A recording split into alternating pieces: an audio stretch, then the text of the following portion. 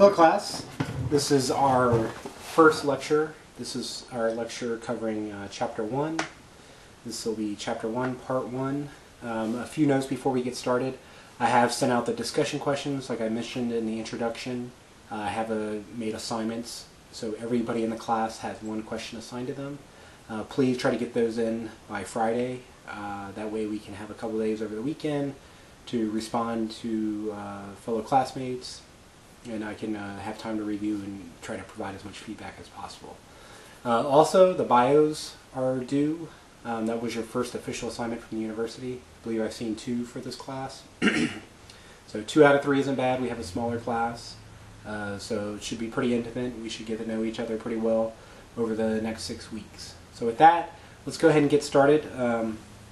What I'll do, I have my iPad here, which is funny because it's on the first PowerPoint slide. The book we're using for this class, it's very up to date. Just came out this year, as a matter of fact. So that's the great thing. You know, the information we're going over is very current. Our class, Advanced Information Technology, and we have another person taking like a computer applications class. They're very intertwined. Information technology is just a huge, broad subject. And myself, you know, I have a strong IT background. I can talk about information technology all day long. I simply love it. I love technology. I love business. I love the way the two come together and really help businesses promote their business. So with that, Chapter 1 is all about managing in the digital world. And I'm not going to go through every single slide. I'm just going to try to hit the really high points, give you about a 30-minute video lecture here, just really pointing out what I think are the critical terms and objectives. All right. So I think this is slide 4, yep. The first, slide 4 talks about 3 waves of change. I'm not going to bore everybody with that. You have the 3 waves. So you have agriculture and hard work. You know, that was really before the advent of information technology. Then you had the Industrial Revolution, which saw things start to get automated. You had the assembly line along those lines. And then you have the 3rd wave, which is the information wave. Alright.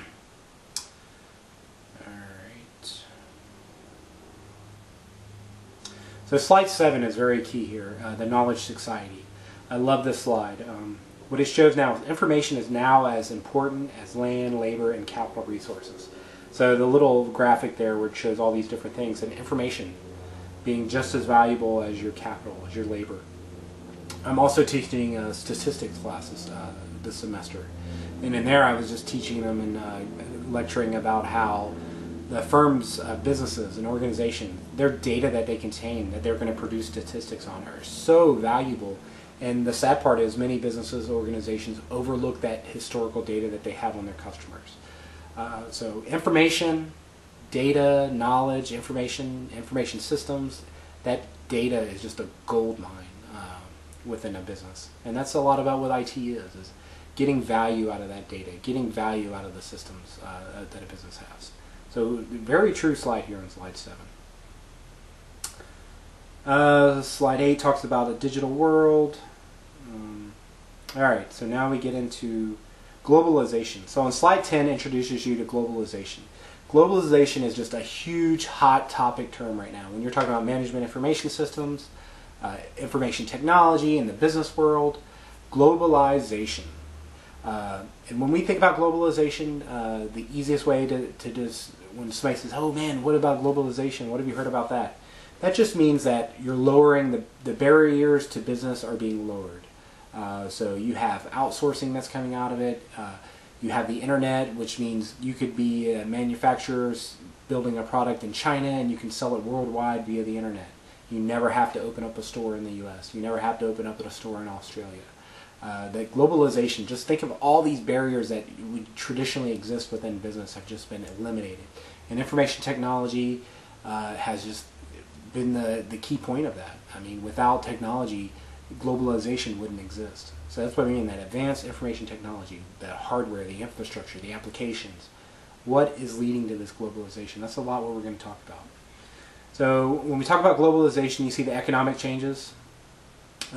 Increases in international trade, development of global financial systems and currency, and outsourcing of labor. So those are huge economic impacts. You know, the U.S., every year they lose more and more jobs overseas. Increases in international trade because of the internet, because of the travel, the shipping industry, financial systems and currency, the globalization. Why are we globalizing our financial systems and currency? Why is it moving towards that F? Because that's why we do business now. It's a global business world. We're not just U.S. only, China only. All the companies, we're coming into this huge globalization.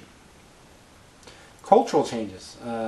Increased multiculturalism through TV and movies.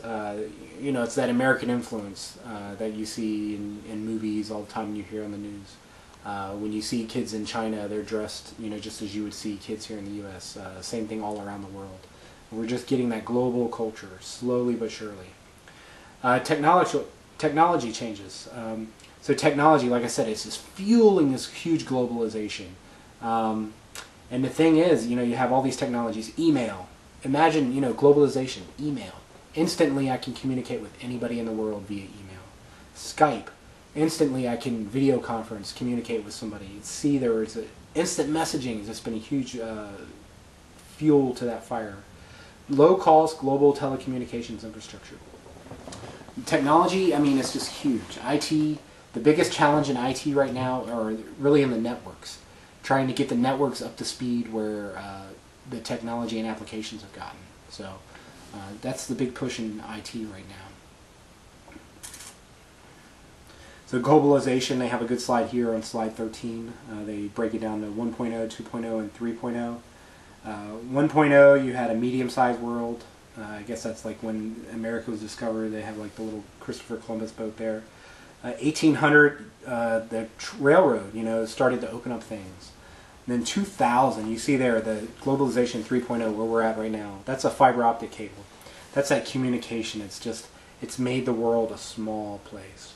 You know, before, to get from here to there, you know, you had all these boundaries in front of you. Now with the technology, the IT that's been in place, you can communicate with anybody around the world at any time.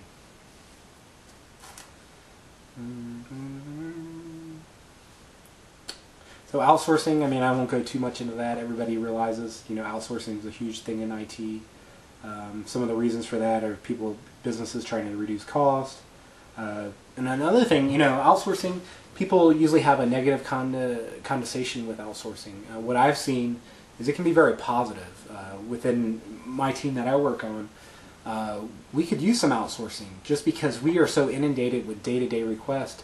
We can't really grow the business. We're so busy trying to keep things up and running that we can't have that time to look ahead. So if we could outsource some of our tasks that we do day in and day out, I would more than welcome that, because that would give us the ability to focus on what's next. Get ready for that next big challenge. Get ready for that next big change in technology.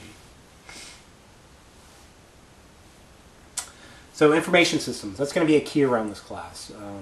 IT, you know, the big push in IT right now within globalization is information systems. Information is key. It's critical. It's very valuable. So the definition, the combination of 5 key elements. Any information system, you're going to have 3 common things. You're going to have input, which is usually going to be raw data. You're going to have some kind of process, which is going to be the manipulation of that raw data, and then you're going to have some type of output. So any information system, no matter how complex, usually you're going to be able to break it down to those 3 simple things: input, process, output.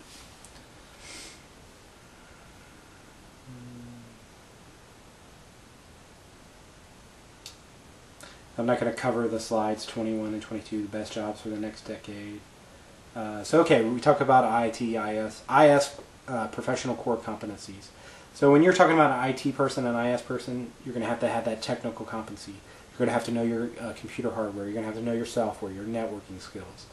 Then you're going to have that business competency. Like I said, you know, business and IT, they just go hand in hand. So business integration, managing people and projects, social skills, verbal and written communication, and then systems competency. How does the system work? How does the people system work? How does a person get handled?